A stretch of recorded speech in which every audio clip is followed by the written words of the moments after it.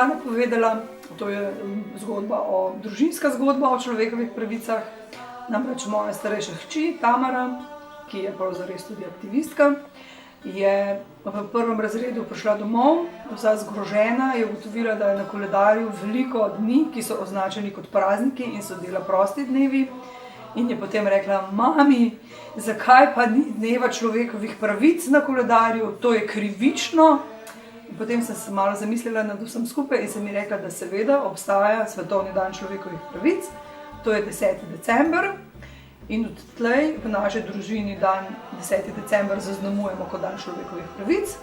To pomeni, da na balkonu izobesimo zastavo Amnesty International, ki jo naši someščani, Kamničani lahko pogosto občudujejo še več kot en dan.